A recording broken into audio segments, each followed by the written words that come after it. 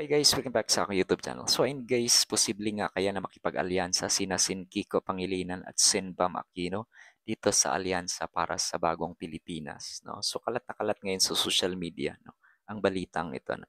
So ayun guys, makikita natin sa The Manila Times, no? So the alyansa para sa bagong Pilipinas is allegedly considering including former Senators Francis Kiko Pangilinan and Paulo Aquino IV into its senatorial lineup and was supposed to have met with the party's campaign manager and Navota's representative Tobias Janco, no?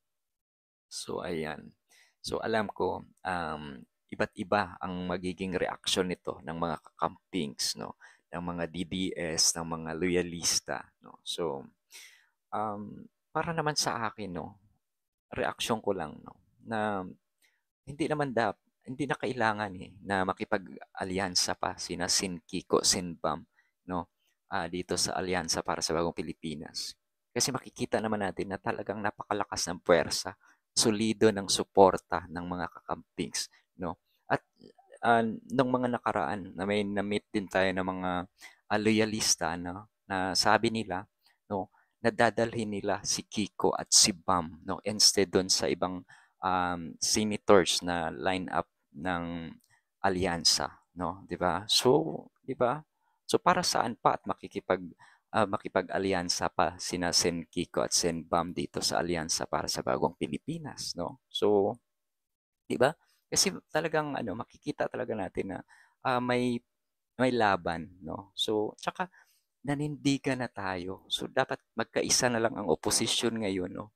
Para tuluyan na talagang maipanalo natin ang ating mga pambato sa Senado, 'di ba? So, ano na naman isipin ng ibang nasa oposisyon na side, no? Kagaya nila Sir Luke, no? So, na alyansa, no? Sina Sin Kiko at Sin Bam dito sa alyansa na para sa bagong Pilipinas. Ano na lang sasabihin ni Sen Trillanes, di ba? So, yun, magkakahati-hati na naman lalo, no, ang oposisyon. So, dapat magkaisa, no.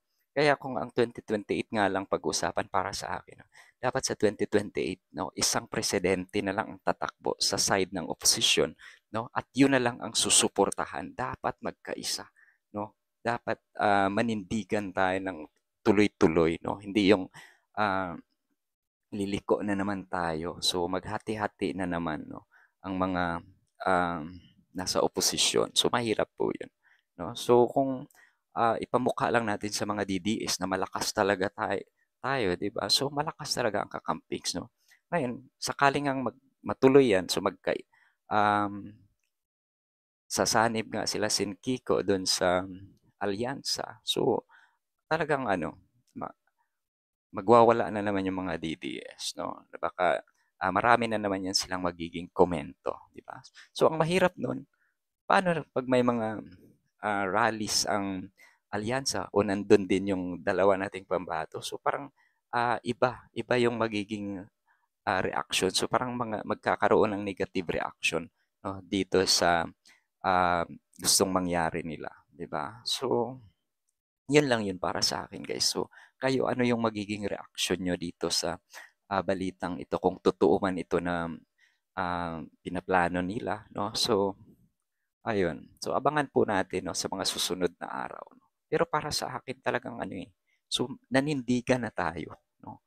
Nandiyan na tayo, nakasuporta na tayo, solido na tayo para sa suporta, no? So, yun. Um, Yun, 'di ba?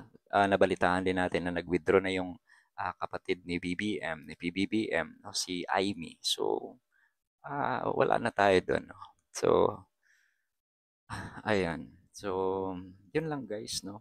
Thank you so much for watching. Sa mga kapanood po, huwag kalimutan mag-like, no.